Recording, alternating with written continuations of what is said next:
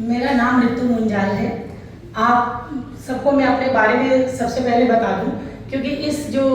Loktantrik Janata Dal party की जो आज सभा चल रही है, इसमें आने का मुझे मौका मिला। मैं advocate Ritu Munjal Supreme Court High Court में प्रैक्टिस करती हूँ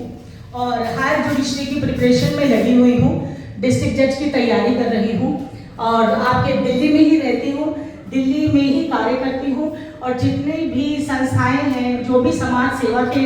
ऑप्शंस होते हैं, सब उनके साथ सबके साथ जुड़ी हुई हूँ। जैसे कि सर ने अभी थोड़ी देर पहले कहा, नारी शक्ति सब पे भारी, तो इस नारी शक्ति के स्वरूप के रूप में आज मैं आप लोगों के बीच में मौजूद हूँ और इस सभा में जितने भी बड़े गणमान्य व्यक्तिगण मौजूद हैं, उनका मैं दिल से अभिनंदन करती हूँ, उनका बहुत बहुत धन्यवाद और स्वागत करती हूँ और बहुत बहुत शुक्रिया अदा करती हूँ कि आप लोगों ने मुझे इस मंच पर आने का मौका दिया, मुझे अपने विचार रखने का मौका दिया। और इन्हीं शब्दों को मैं आगे बढ़ाते हुए आपको बताना चाहती हूँ कि राजनीतिक दल चाहे कोई भी हो, उस दल के अंदर जब खोट होती है या उनके अंदर ऐसी चीजें सामने आती हैं जो कि किसी देश को, किसी राष्ट्र को एकता में सूत्र में ना बांधते हुए उसे तोड़ने का प्रयास करती हैं, तो वो दल कभी कामयाब नहीं होता। लेकिन मैंने जो अभी थोड़ी देर पहले ही लोकतांत्रिक जनता दल के बारे में सुना, इनके बारे में जाना, शरद यादव जी को हम बहुत पहले से जानते थे। स्वर्गीय शरद यादव जी हमारे बहुत माननीय व्यक्ति रहे हैं और उन्होंने इस पार्टी को बहुत कुछ दिया है। मुझे बीच में अभी हमारे जिन्होंने मुझे आमंत्रित किया, मैं उनका नाम जरूर लेना चाहूंगी। डॉक्टर दीपिका मैम हैं, जिनकी वजह से आज मुझे यहाँ आने का सौभाग्य प्राप्त हुआ और आप लोगों के बीच में अपने विचार रखने का मौका मिला। और उनको आमंत्रित करने के लिए हमारे अरुण चौहान साहब हैं, जो उनके सीनियर हैं, और डॉक्टर साहब और अरुण चौहान जी की वजह से आज मैं यहाँ आपके बीच में आकर अपना वक्तव्य रखने जा रही हूँ और आप सबके साथ जुड़ने जा रही हूँ, एकता के सूत्र में बंधने जा रही हूँ और चाहूंगी कि आप लोग भी ऐसा दल चुने, ऐसी पार्टी चुने, समाज के ऐसे वर्ग को अपने साथ जोड़े जो समाज का वर्ग आपको आपके विचार रखने का मौका दे, जो राजनीतिक पार्टी आपको आगे बढ़ने का मौका दे, एक अनजान व्यक्ति को भी आने का मौका दे। हर फील्ड के हर व्यक्ति को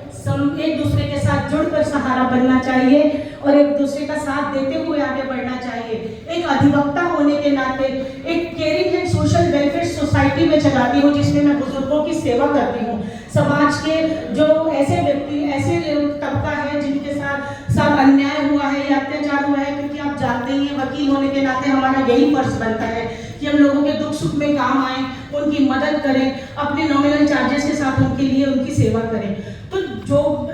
वकील होने के साथ साथ हमें राजनीति में भी हिस्सा लेने का मौका मिलना चाहिए। वकील होने के साथ साथ, एक लड़की होने के साथ साथ, एक सामाजिक प्राणी होने के साथ साथ समाज की सेवा का जो हम करने जाते हैं, इंडिविजुअल कोई आदमी या लड़की या व्यक्ति कोई भी सेवा करने जाता है तो उसके लिए क्या ऑप्शन है? वो थोड़ी बहुत लोगों की मदद कर लेगा, एक की या दो की, तीन की, लेकिन हमें एक संगठन की जरूरत होती है, एक साथ की जरूरत होती है और वो साथ, वो संगठन, मुझे ऐसा लगता है यहाँ बैठकर जो मैं सुबह से विचार सुन रही हूँ और इन सभी जितने भी माननीय हमारे गणमान्य व्यक्ति यहाँ मौजूद हैं, उन्होंने जो विचार अपने रखे उनसे काफी प्रभावित होकर मैंने स्वयं रिक्वेस्ट की कि मैं भी आप लोगों के बीच में आना चाहती हूँ और अपनी बात को स्वयं रखना चाहती हूँ, ताकि मुझे भी मौका मिले आप लोगों के साथ जुड़ने का, इस तरह से एक ताकत बनने का, एक शक्ति बनने का। और जो मैं अकेले संघर्ष कर रही हूँ, उस संघर्ष में आप सबका, हमारा सहयोग एक साथ हो जाए और हम लोग सब मिलकर आगे बढ़े। और इसी के साथ मैं अपने शब्दों को, अपनी वाणी को विराम दूंगी, धन्यवाद करूंगी। नमस्कार, जय हिंद।